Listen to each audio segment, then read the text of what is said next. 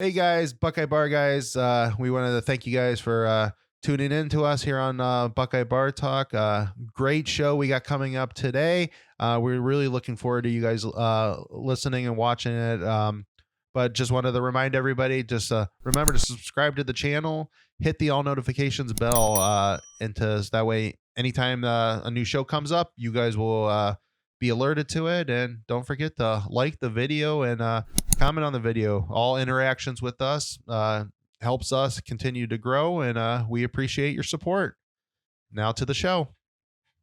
Welcome back, everybody. Buckeye Bar Guys here on Buckeye Bar Talk. I'm Mike. And I'm John. And first time in a while we've been doing this type of show. The Bar Guys are back. Give it here. Yeah. Pump it. Live show here, and well, not really a live show, but it'd be a lot more exciting if we didn't live like 10 minutes away from each other and saw each other all the time. Yeah. So here we are together again. Yeah. So Tuesday, August 9th, is the date today, 2022, officially 25 days until the game against Notre Dame. It'll be 24 days once you guys probably start hearing this. So Hopefully the editing software, everything gets it. Yeah, is working good tonight. So. Yeah, the audio should be up like last week, but it took a few minutes to get the our editing programs were not having a good time last week. And I have no issues with Adobe. It was just one bad week, so hopefully it doesn't linger. Yeah. All right, so big show we're gonna go over today. So we're gonna talk basically go over the commitment we just had, which was hopefully going to start a nice positive rolling for commitments after that little rough July. Maybe a better August would be nice here. Then some conference news. It seems like the TV deals are getting finalized, so some interesting stuff there. And then just going to talk about the start of camp. We had several press conferences over the last several days. So we'll go over through some of those and just kind of the stuff that's just been texted out from different media members and stuff like that. So a lot of interesting stuff. So first on the commitment. So we got a 2023 linebacker, Arvell Reese from Glenville. So restarting that pipeline. He's actually from Euclid, and then so he transferred. You said last year he transferred into. I believe last year was his first year with Glenville. Yeah. So that was a big get. He's 6'4". He's a big dude. Very athletic. So pretty exciting about that. It's good to get seems like a very talented in-state kid that should have no problem. Hopefully mixing in with the rest of the team and.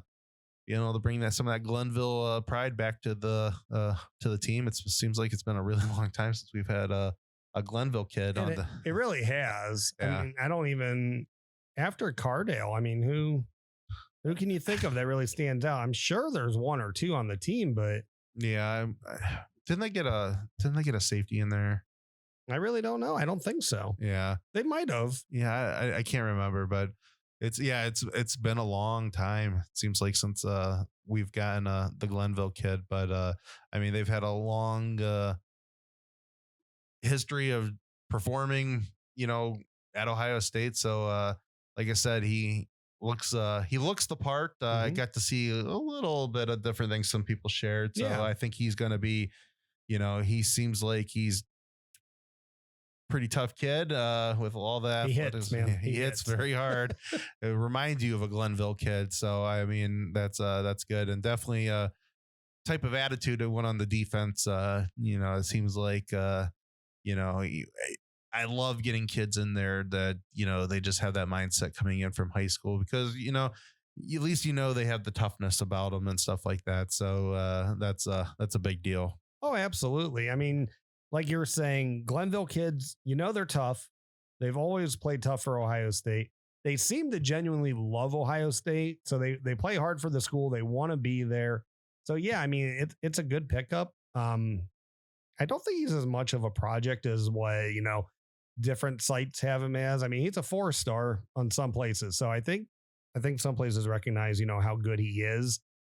I have read and saw people say that they believe with his frame that he might end up like a defensive end, though. That's like I was wondering that, Which, because if he's athletic, is perfect for the jack position. yeah, it definitely would fit with the defense. When I saw how tall he was, and he's a big, he's a big 6'4" too. So I'm like, yeah, I think his body could grow into a jack type position. And I think that jack is just gonna, do a lot of different, help you get a lot of different looks, and depending on different types of body sizes and stuff, I think, and that's kind of something like even, Knowles has kind of hinted at before, it affords you to move a lot of different types of people, possible, rotations in there, because sometimes you maybe want them, a little smaller and faster. Sometimes you maybe want them a little bit bigger. It just kind of depends. So I definitely think his size could definitely fit into, that type of position. What did I think was it 6'4", 220?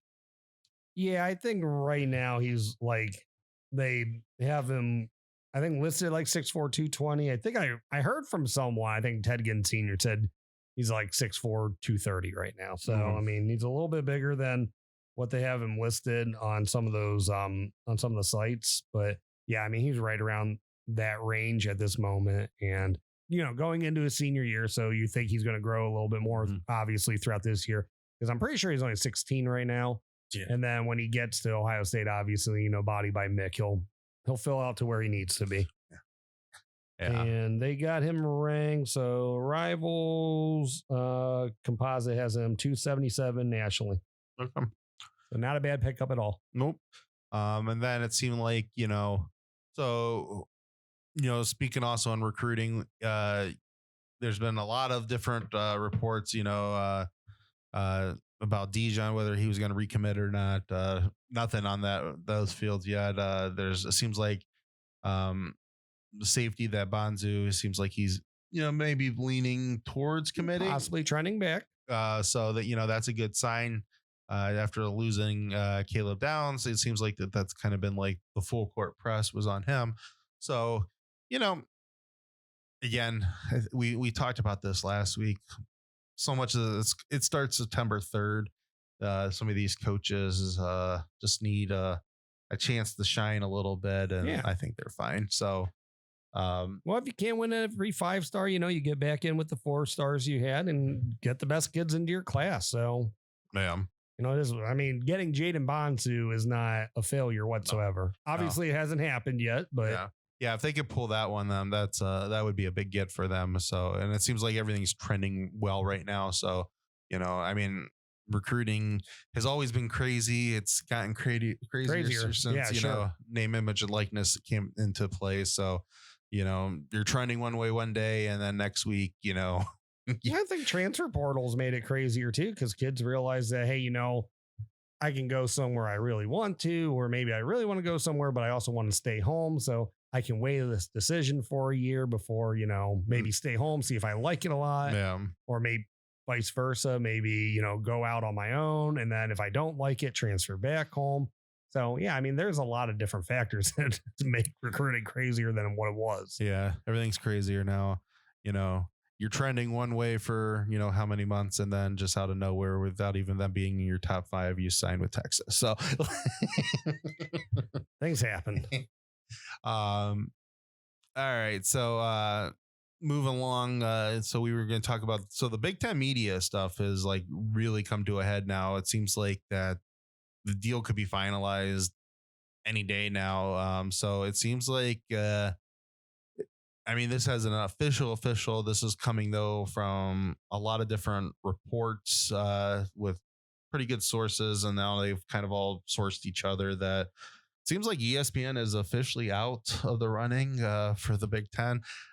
So the Big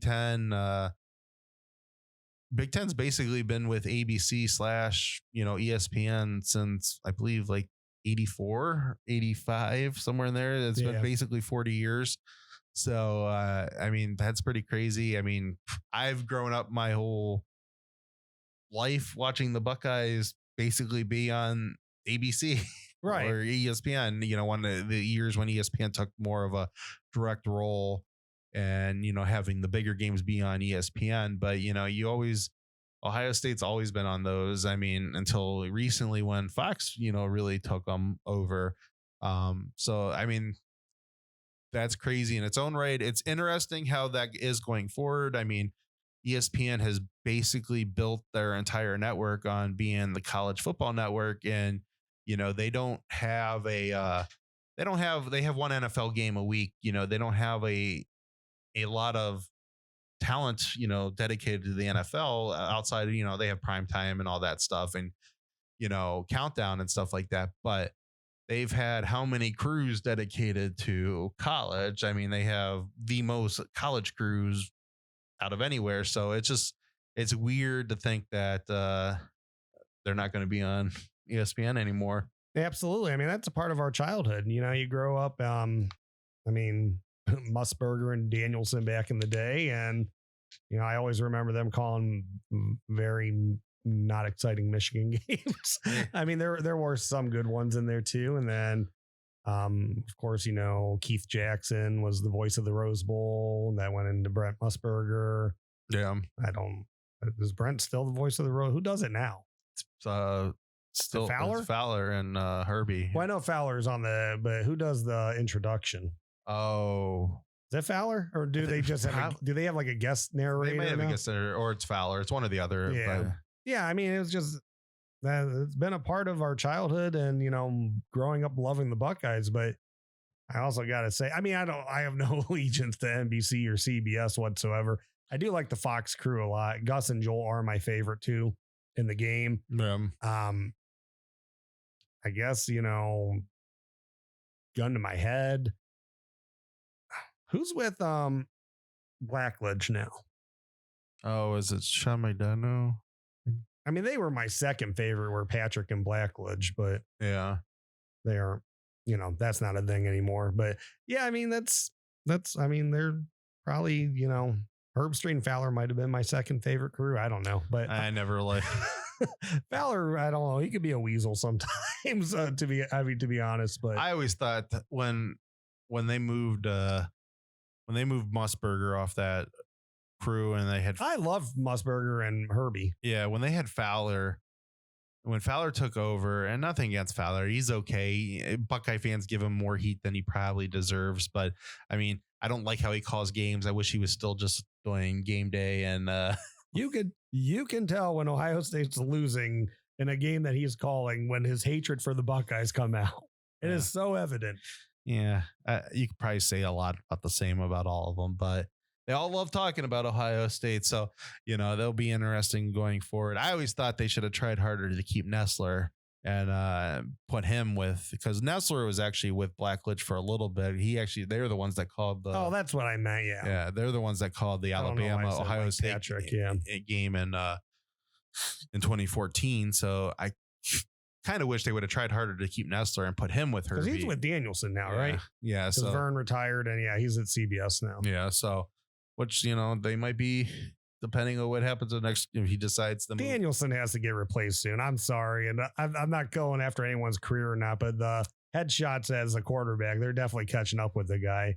I mean, he says some off the wall crap about what do you say about Joe Burrow a couple years ago? Like much different than playing for Jim Tressel. This isn't Tressel ball or something where Urban Meyer was the coach for that. Urban Meyer wasn't even the coach anymore. Yeah. Because I'm pretty sure that was in 2019 that he made the comment. So we're on to Ryan Day now, but Urban Meyer was the only coach Joe Burrow ever knew or had at Ohio State. Yeah, but with several years that Tressel was gone from Ohio State, I mean, he didn't even recruit Joe Burrow. Right. Joe Burrow is, I mean, at that point, 18, I don't know, because he comes in, 15? Tressel's gone in 11, right? Yeah. So, what is it, 13, 14 when Tressel's gone? Yeah. Yeah. So, yeah, that was a little bit. I made a comment on Twitter. I do, because I remember when he left ABC, how cocky he was when that he was part of the SEC now, and he was just always with all. People thought he took shots of the Buckeyes when he was on ABC. It's like those shots he always took more shots. well, Ohio State, this is the SEC. Who are Ohio State playing to be in? I mean, he would make more shots about Ohio State than anybody that was outside the SEC. So it would be kind of funny having to watch him crawl his way back into. The man definitely took too many shots to the head when he was playing football, is all I know. Yeah. And I'm sorry, he needs replaced, though. There's an up-and-comer that needs to take his spot. Yeah. So back on this. So the interest, Fox is basically going to keep what Fox is doing. They're going to get the first pick of the A games through, it's basically a draft selection. But our two partners now, it seems like it's going to be CBS and NBC are going to be the following one. So CBS is going to be a 3:30 game, and prime time is going to be NBC. And then, and the crazy thing is they're all exclusive to their time period. So CBS and NBC will not have another Big Ten game on at noon, and Fox and NBC won't have a Big Ten game on at 3:30, and Fox and CBS won't have a Big Ten game on at 8. So it's like, that's basically there's going to be one primetime Big Ten game in all 3 slots. And then where the filling comes in, where they get filled around, is going to be, it seems like Peacock is going to get some games. So NBC owns Peacock, and so those will be exclusive to Peacock. BTN seems like then they will get some games, and FS1 will get some games. So that's kind of how everything will fill in after that. So, there'll be 3 main Big Ten games every week, and then with the other 3 networks just mentioned, we'll kind of get the fill-ins where, they fill in. So there could be a BTN game up against Fox or a BTN game up against CBS, but, the 3 big ones are the 3 big ones. So what I'm hearing is there's not going to be a Big Ten After Dark when they're in LA. Nope, it doesn't seem like that. It seems like if it falls on one of those games, it will be primetime on NBC, which, I'm sure, but NBC was probably looking at that. But it's like they'll get some shots at USC, UCLA, and sure. They'll that will be kind of a big get, and. I know a lot of Buckeye fans are like, great, Ohio State's still going to be playing a lot of new games, which, yes, true. But, the way I understand it is similar to what the picks are now, is that, Fox gets the first pick, then whoever between CBS and NBC gets the second pick, and third pick will be the other one, and then goes back to Fox and they get the next pick. So I expect when those all go down, a lot of the Ohio State games will get picked very off the board really fast. So, Ohio State, Michigan will still continue to be a noon game and stuff like that. But when you think about USC coming in now, and, we'll talk about a second, possibly what could happen with Notre Dame, because the NBC angle is very interesting now that, there's going to be a pretty, because, you think about it, even when Ohio State's playing a Nebraska at noon on Fox, a lot of weeks, who's Michigan playing? Who's Michigan State? They're usually playing some good schools in there too, because there's some legitimate programs kind of around the conference. And when you think about USC coming in, so there's going to be a pretty good game at each of the 3 time slots, that a big name school and possibly 2 big name schools, if they're playing each other, are, in it against. Yeah. I mean, I guess where ESPN always came in, nice, is that they had so many channels that, you could be in the situation where Ohio State and Wisconsin are playing at the same time and we could watch both of them. Mm-hmm. So I don't know if I'm visualizing that right now. But technically, you still got to be able to get, it's 2022. You got to get everyone on TV. Yeah. Well, and that's where those other 3 networks come in that, so, there could be a week where, again, I'm assuming Ohio State is going to slot into one of the 3 spots. They would slot into one of the 3 spots every week with the, I'm sure B10's going to get their Ohio State game because they're going to want Ohio State and Michigan and USC on there at least once. Right. I'm sure Peacock is really going to push to get a couple of those, that helps, brand, the streaming service. If they can get an Ohio State versus Rutgers on Peacock, sure. That's going to force people to go buy Peacock for, so I'm assuming that will happen. But, you can still have, say Ohio State, Penn State is on, 3:30 on CBS. Well, FS1 could technically still have Wisconsin versus Iowa or something like that. But, you would think that probably they would fall into one of the three, but you never know. I mean, Michigan could be playing Michigan State the same week.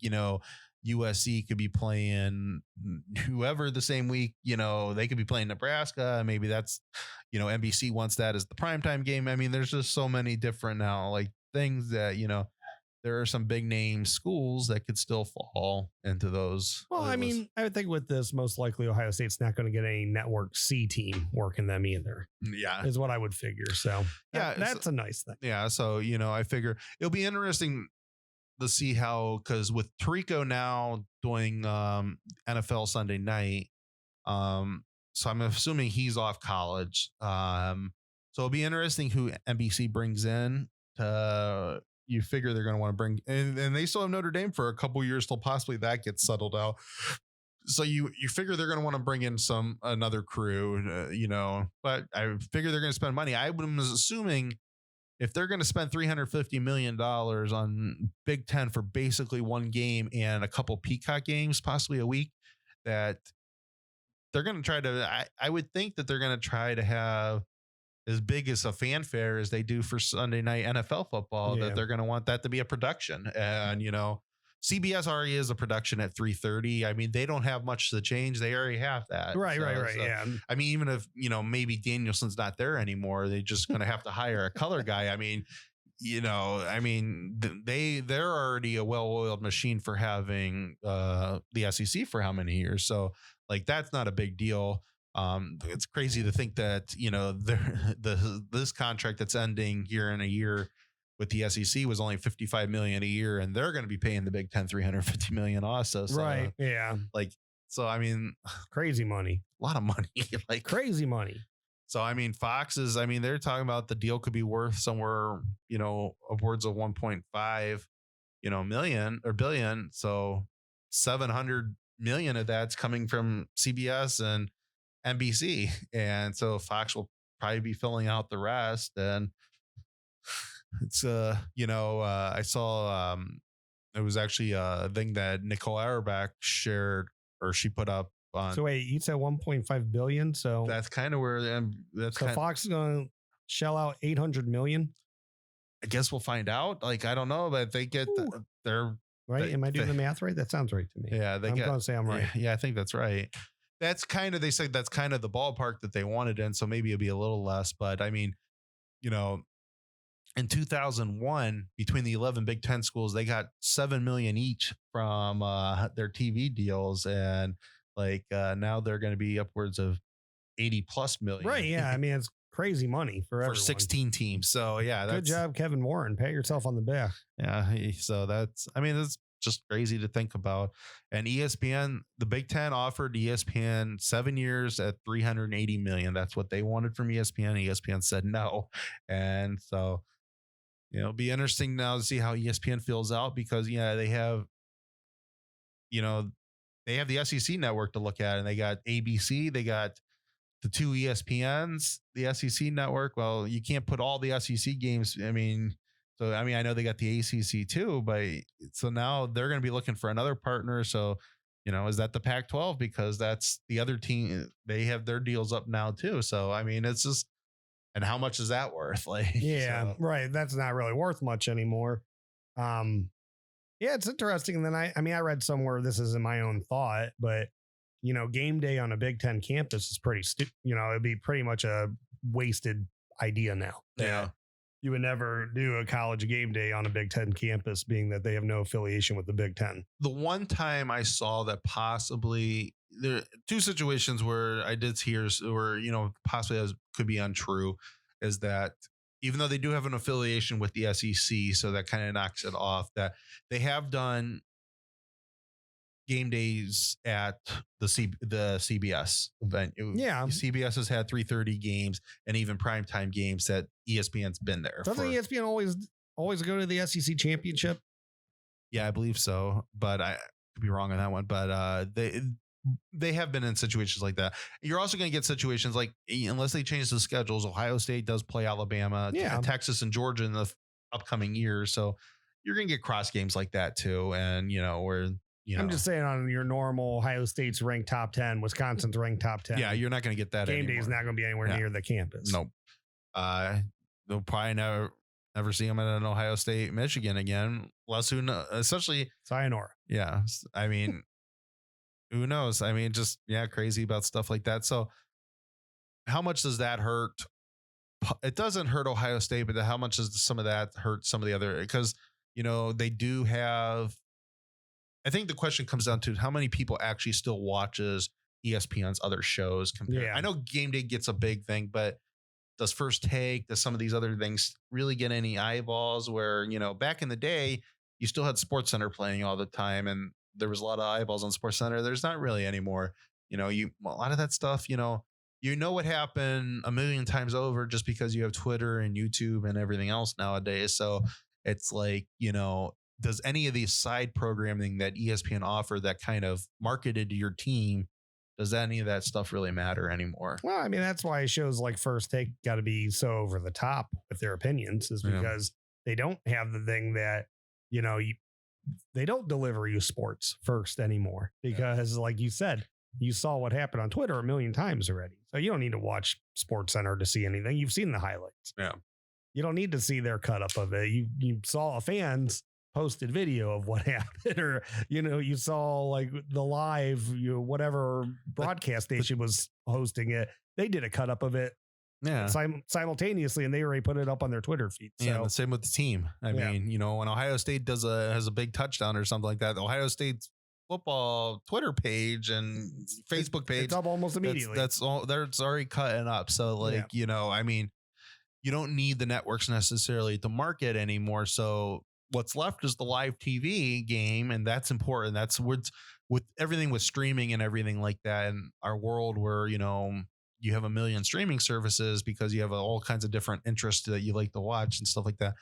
Live sports has been the only one thing that they have not really been able to really capture in a way. You got to have live sports live. Right. So that's kind of all that matters. And I think CBS and NBC realized that they needed those time slots filled, and they ponied up the cash. Well, I mean, ESPN's they're not doing business with them, with the SEC. It's not, I mean, I guess the ESPN, they locked down full rights. So SEC's not a player anymore. So the big players, Big Ten, and sink your money into it. Yeah.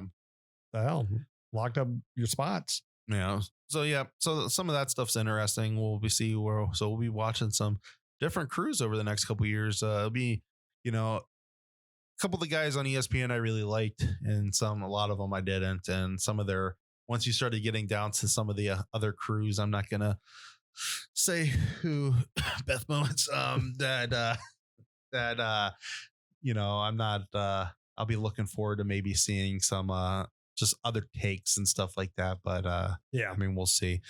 All right, so let's get into actual Buckeye camp. So we had few press conferences over the last. We had 5 practices already. Yeah, I mean, this is Tuesday, so we had 3 last week: Thursday, Friday, Saturday, and this is day 2 of technically camp. And we got a scrimmage coming up on Saturday. We got a scrimmage on Saturday. They're in pads. They're hitting each other. We got an injury, shit's real. I mean, that's it's here. Yeah. So, we'll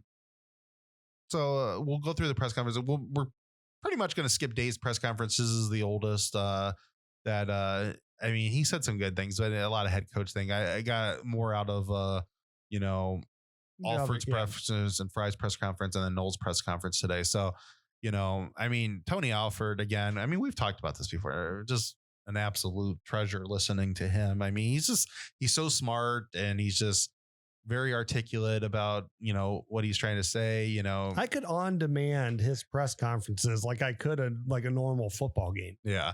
His press conferences are really good. I mean, he's excited about his room, and I mean, who shouldn't be excited about it? Yeah, right. I mean, you arguably have one of the best running backs in the country, and then Mayan Williams is your backup, who arguably might be one of the best running backs in the country, and he's slimmer, he's down 6 pounds. He doesn't look like he still looks like a dude that can run you over. What's leaner than a pork chop? Because he's not a pork chop anymore.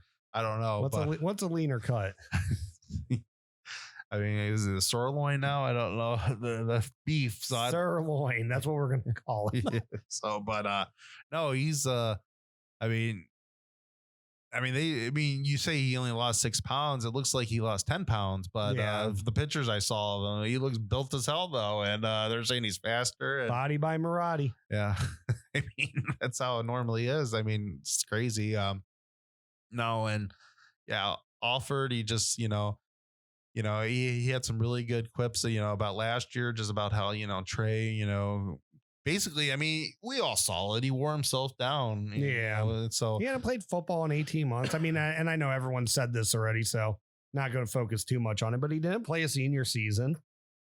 And, I know he came in early, but it is what it is. He didn't play for over a year. Yeah. I mean, he loves football. He wanted to prove himself. And, he was, I mean, you got, as Coach Alford said, I mean, you got dudes on each side of you. And so, yeah, you're gonna, I mean, competition's really, is really pushes these guys. Yeah, sure. And that's, true. And I think probably we saw a lot of that last year. He was in practice. He probably knows how good Mayan is. And, I think he really pushed himself and, he wasn't really looking at maybe some of the finer points is that, it's great if you break open, go 100 miles per hour and get to the end zone, get a touchdown. But, when you need to wait for your blocks, wait for your blocks. If you need to find your open hole, find your open hole.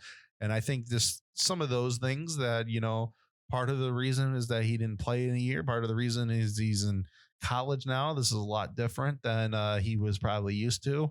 I mean, probably in high school, he could be a second late going through a hole because, he was still going to get a touchdown because just that's how it just mentally and physically worn down. Yeah. And so he touched on a lot on that. It's just, when he joked and said, Trey was saying how he was tired or whatever. After the Tulsa game. Yeah. He's like, well, you got about 5 minutes because you're going to go practice. So I thought that was pretty funny. I like that. Yeah. He talked, he talked a lot about Evan Pryor too, that, they kind of have to see where they can get him in, but, he needs to play also. And they need, every one of these guys deserve, reps and stuff like that, and we've kind of talked about this before. I think the majority of the reps definitely need to go to Trey, with Mayan getting a bunch, but, those can be passing reps and running reps. And, that, they got to find a spots to get Evan in, but like they just can't make sure that they're trying to give the three of them equal timing. That, you got to find whoever your back is. And, maybe that's if that game's Mayan's game, if he's the hot hand of the day, maybe that's how you do it. I don't know, but it's kind of my opinion on it. Yeah. Yeah. I mean, you're right. You got to find that balance between, who's hot and who's your best player and who gets the most touches and situational too. So different things go into that, but I think they can navigate it. I really do. Yeah. I mean, even when you talk about like J.K. Dobbins and Mike Weber, that like 2018 just didn't look right when they tried to do the split every series. J.K. Dobbins still finished with over 1,000 yards, and Mike Weber was somewhere, I think, north of 800. Yeah, they were. I mean, they were both close to 1,000 yards. No. So I know it wasn't the prettiest because it didn't seem dominant. It almost actually kind of seemed like last year where you couldn't pick up, like the 3rd and 2s and the 4th and 1. It's like the yardage that you assume Ohio State's going to get. It was almost like they couldn't do it that year either. Which I actually probably segue beautifully into our next coach, but I don't know if we're there yet or not. But yeah, I mean, I think that they'll figure that out, but it is necessary. And even when it wasn't pretty, it still almost got you 2,000 yards. Yeah. Yeah. Anything else? I mean, I'm trying to think. I loved a lot of the different things he said. It's just now it's been a couple days since his press conference. He said, well, he did talk about Dallin Hayden. He got a lot of questions about Dallin Hayden. I don't know if just people want to know about the kid or not. He just got here. I mean, he wasn't early enrollee, but he did say that he goes 100 miles per hour every play, which sounds like a Tennessee brethren of his, Master Teague, if you ask me. Kind of reminds me of Master Teague. He came in all, definitely takes his workouts very seriously. Probably is going to continue taking his workouts very seriously. So probably going to look like a Mr. Olympia when he leaves, just like Master Teague did. Yeah. But the difference, I think he did mention though, like Dallin might be a little bit ahead of maybe where like Trey was or Evan was when they came in last year because he got to play a senior year of high school football. So interesting. Obviously I think you and I are in agreement that if we're seeing a lot of Dallin Hayden this year, it's a bad thing. Yeah. We're not expecting a lot of him, even probably in garbage time, because you got to get Evan Pryor his touches. Yeah. But if you're seeing a lot of him in garbage time, great, fine. Get the kid ready in case you need him down the road. But if you're seeing him a lot of meaningful snaps, that's really bad. Yeah. Yeah. And that's, whether he's, I don't know even how much in garbage time we'll see him, but that makes me think of one thing I did want to mention about what Coach Day said in his press conference. I think that was like probably the first time he's really been really honest about the whole situation. He's never tried to make excuses about like last year from going from 2020 to, but kind of mentioned, he's like, 2020, we didn't blow out some of the teams that, we should have ended up blowing out, and kids didn't get their reps and that put them in a weird position last year coming off the COVID season. And, the difference is now they have a lot of kids that have gotten a lot of reps. So, and going back to the running back room, even Evan Pryor got in a decent amount last year, if you really think about it. So, he's played big boy college football. And Trey and Mayan have played a lot of big boy college. Sure, yeah. So like that really makes you feel good that, as long as the next group we're going to talk about really gets into their back into what we expect of Ohio State linemen and be able to get those third and shorts and stuff like that, this whole situation's fine. Oh yeah. All right. Linemen. Man, Coach Fry, man, I like the guy. We're hearing, so a lot has come out this week about just how intense he is, and he's up there and he's showing them and he's doing the drills with the guys. He has them hitting the sleds, which no one does.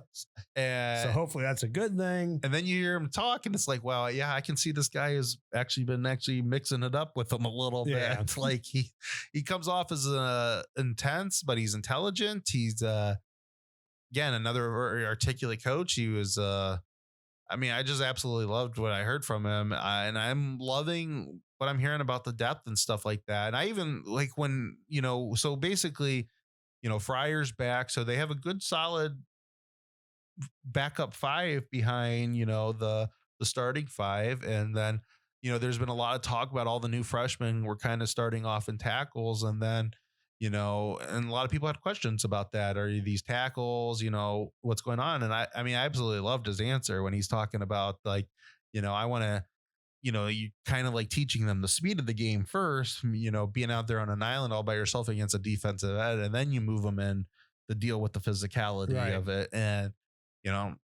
I guess I never really thought about that. I was just assuming, and this might still be part of the reason, is that the tackle depth is, a little bit more scarier than the guard. That's still part of the reason. It has to be. But at least I liked the way how he put it and stuff. He thought on his feet. He had a good answer for it. It was well thought out. So I think that has to be partially true. Yeah, I think it is. That's the way he prefers to teach, is to see if he has a tackle first.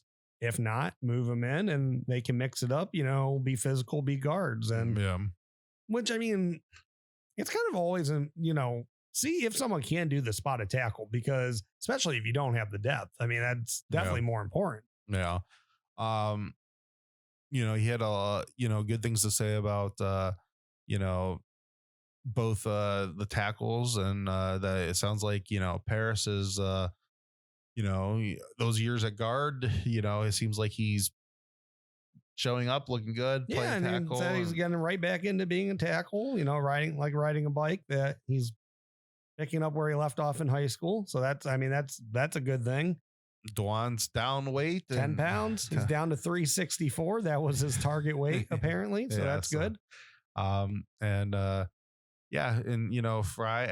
he just said, he's like, he's not the type. Yeah.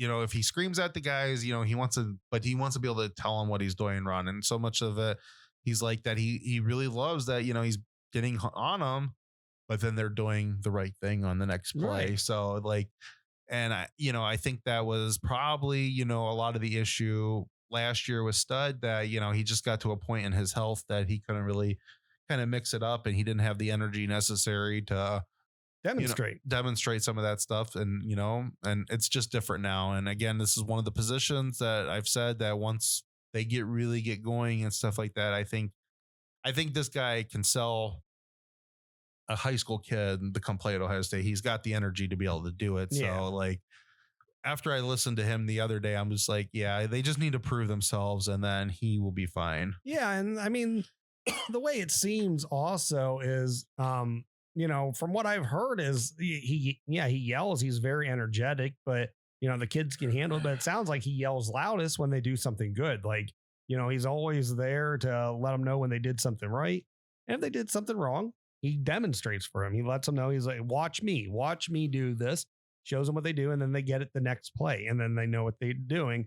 And Fry, his whole thing is, it's all repetition. He likes to do, he hits the sleds because he wants this all to be muscle memory, because he says, these are tools that need to be in your toolbox. So when things aren't working, you can like kind of go back and think about your fundamentals and, how am I going to make this play? I've kind of struggled up to this point. Let me think about when I've done something right before, when, whether it be in practice, another game. No. But, and, all that muscle memory and repetition is what builds that in someone's mind. So, and that's what he's trying to get with these kids, is just get them to a point where, they can go back in a game instead of like beating themselves down and, making mistakes over and over because they're stressed out that, they might not be winning every rep in the game, that they can stop and say, okay, what do I need to do to fix this? And it's just, they have it there. Yeah. And, how many of these coaches use the cliche about the toolbox all the time? Like, Larry Johnson talks about it all the time. Brian's talking about the toolbox all the time, but it's absolutely true. Yeah, exactly.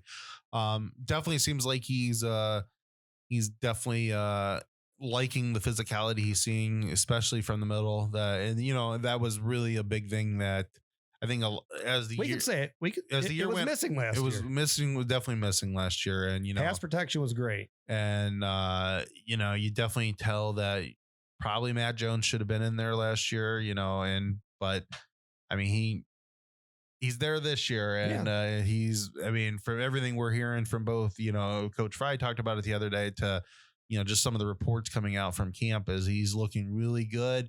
He's mixing it up. We saw him play 2 years ago, though, so I have no doubt of what he can do. And so, and Donovan Jackson sounded like he's doing great also. Yeah, he was getting mentioned last year, and probably should have got more playing time last year at a point. It was kind of like 18 with like Wyatt Davis. That's like should have got in sooner. Yeah, so I definitely think that. I think the line's going to be fine. I know, again, you got to prove it. Right. You got to see it on the field. You got to see it. I feel good from what I've heard, but again, nothing is proven until it's proven. Yeah. Anything else you want to hit on with Fry and the line? He had a really good press conference too, but I'm just not like, I'm not like particulars aren't hitting me right now. So no, I think we can move on. All right. So Coach, he did say he thinks Luke Whippler, I believe he said he thinks he could be elite. Yeah, he did say that. Which I think he could also. I know he had some games last year that snaps got a little rough on him. Like it wasn't bad snaps. It wasn't like more like his snap count. Like the rest of the line would go and he wouldn't. Yeah, he would snap it too late. Yeah, so, no, I think clean that up. He'll be fine. I mean, yeah. Honestly, that's outside the run blocking. That's the mistakes they had last year on the offensive line is just. That's the biggest thing. I mean, they had false starts were killers and holds. Like, they had a lot of bad. I hope that stuff gets cleaned up, and that's important. So hopefully, that stuff is getting beaten into them and stuff like that. That definitely all needs to be cleaned up this year. Yeah. All right, and then Coach Knowles talked today, defensive stuff. So get the first thing out of the way. So it sounds like Jordan Hancock is, it's Jordan Hancock. Yeah. He is hurt right now. So there's been some reports that it was a calf that. And he did practice like half speed. So he didn't leave the field.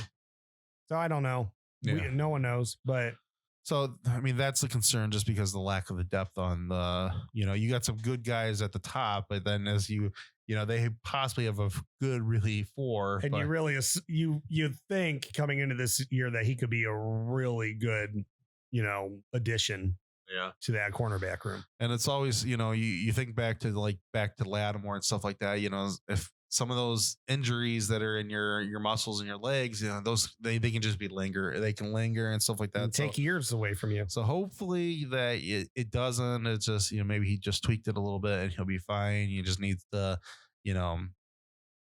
keep getting it stretched out and massaged and all that other stuff and make sure you're well hydrated and everything like that. So, and it sounds like Cam Martinez and Johnson done that they're working over with the cornerbacks a little bit. Yeah. Add some depth. Yeah. And I mean, we're hearing a lot of good things have been coming out about Cam with him playing in that nickel safety spot. So it's the one spot I think he would do fine.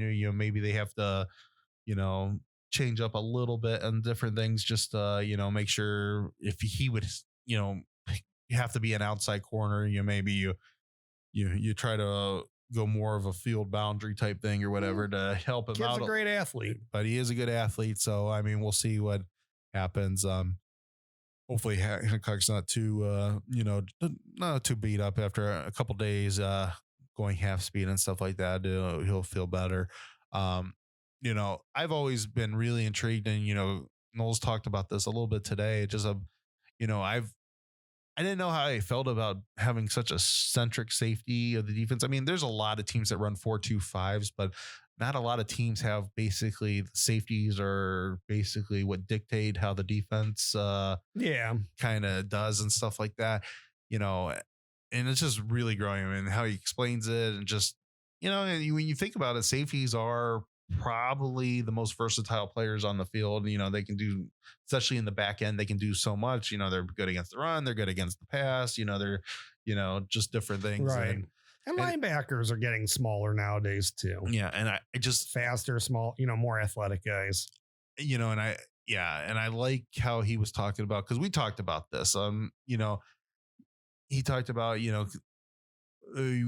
was asked if they're going to possibly run a lot of 4-3 against Notre Dame. He's like, yeah, we're working on it. But, I think that, Court Williams could be kind of, and Ransom could be kind of big safeties that play more, Court Williams is absolutely built that he could be, an outside linebacker. So, and he just says, that keeps us in our package. So that's hard to, you don't know kind of what we're going to be doing. And so when, if we're in the 4-3, we're not in our base, our base defense, and this helps keep them in their base defense.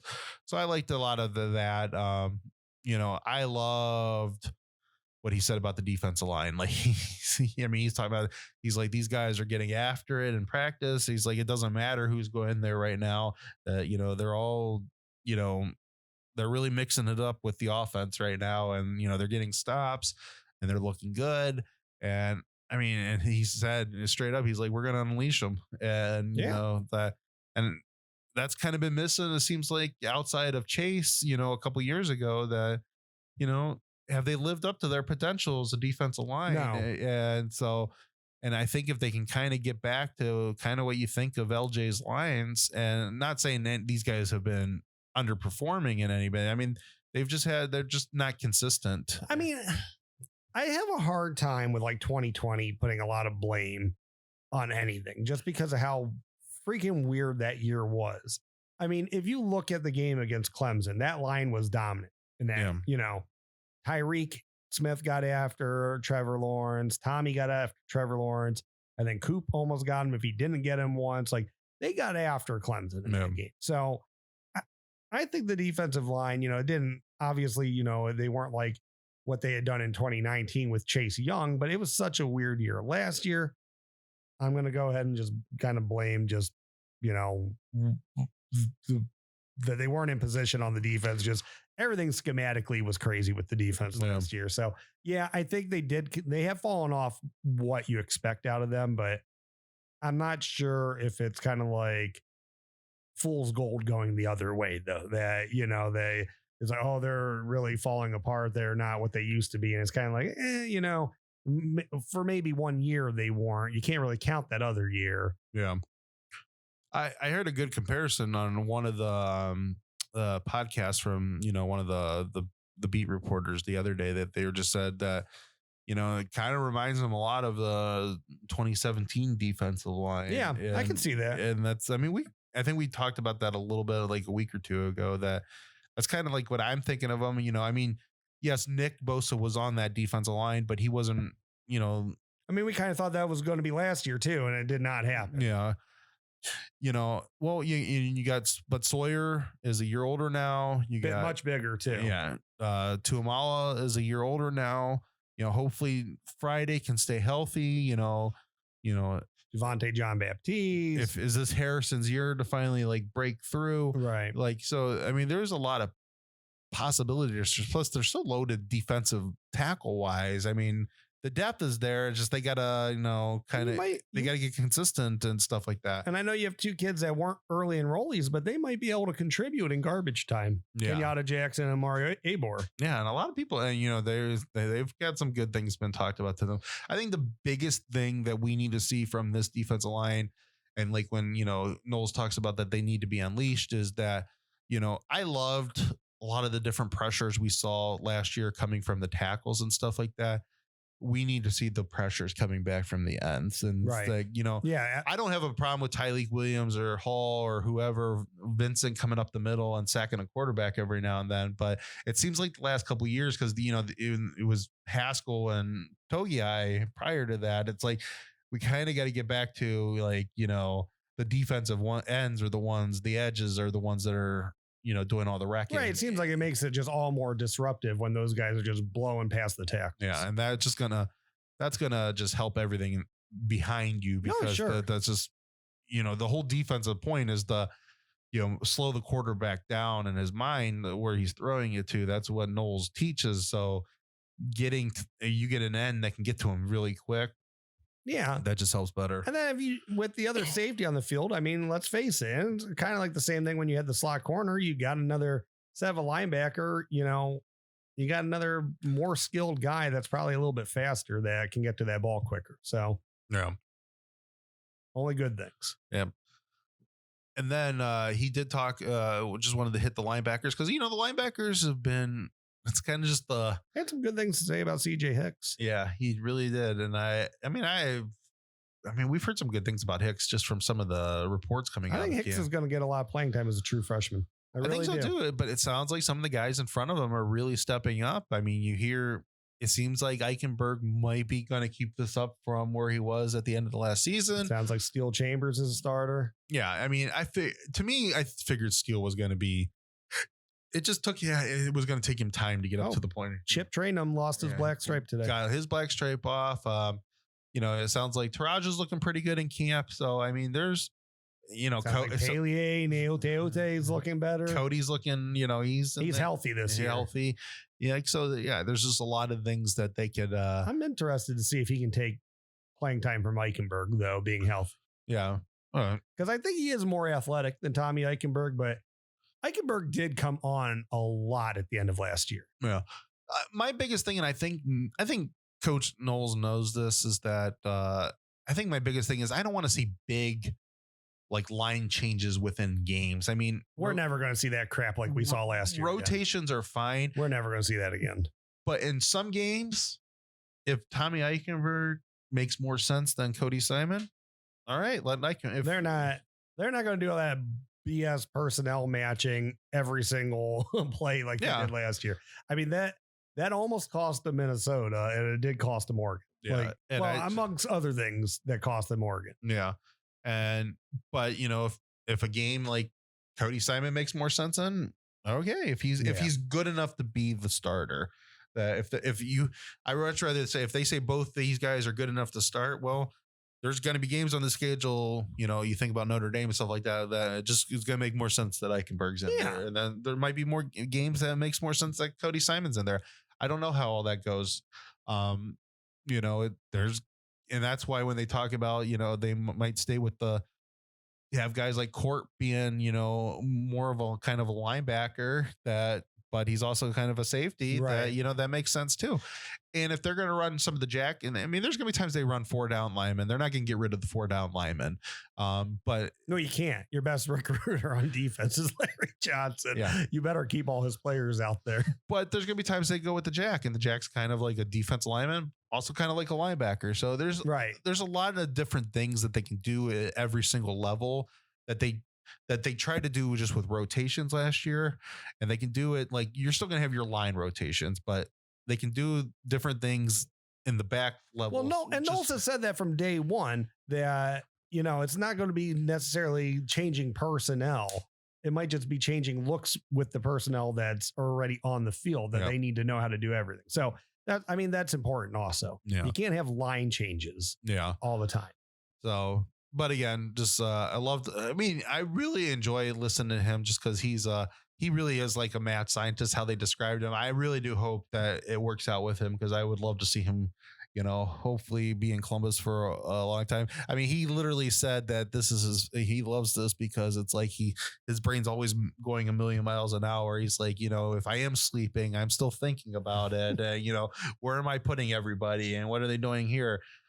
He did talk about, they said that he's got about 25% of the defenses installed, but it's moving fast and stuff like that. And I don't expect it. I mean, some people were saying stuff like that they still have a long way to go if he's only saying 25%, but I don't need them to be at 100% this year. I just need, if he's got 50% of his defense installed and they look a lot better than last year, then I can wait for the other 50% next year. Like if he doesn't need to get the defense, even though he wants to be a top 5. He did say that he said he wished Ryan Day, because Day said he expects a top 10 defense. He said, I wish he would have said top 5. I mean, if he gets them to the point that they got 50 to 70% of the defense installed and they are hell of a lot better than they were last year, to a point that, you're going to have a hard time keeping that offense down, then, we can wait for the rest of the installations for next year. I mean, it's something to be excited about. Doesn't need to be 100% fixed in 1 year. I just want it a lot better than it was last year. I think everyone's with you on that one.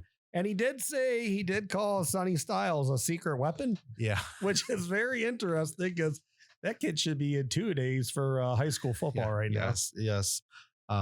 But I mean, he is an athletic freak. I mean, you watch his basketball film, you watch his film from high school football. Yeah. Like, I don't know if anybody's ready to come in late as what they should be their high school senior year and contribute right away, but he might be one of them. Yeah. And he said that though, too. He said, he's like, I'm not necessarily going to push him to stuff that he doesn't need to be pushed to, but he's going to be very interesting for years going forward because of just he's going to be very versatile where they can line him up. I mean, when he grows into his body, I'm sure you can line him up as a jack at different points, Yeah. I mean, Clemson did the same stuff with Isaiah Simmons. Yeah. That guy was all over the field. Yeah. All right. Anything else? I'm good, man. All right. Felt good to be back. Yeah. Let's get on out of here. All right. Well, thank you everyone for stopping in tonight to the Buckeye Bar. I'm John. I'm Mike. OH. IO. Thank you for tuning in to this week's Buckeye Bar Guys on Buckeye Bar Talk. Don't forget to subscribe to the channel, hit that all notifications bell so you see when new content is added. And please remember to like and share so we can grow our audience. Don't be afraid to comment. We want to know what you're thinking and we want to know what content to add for you guys. OH. IO.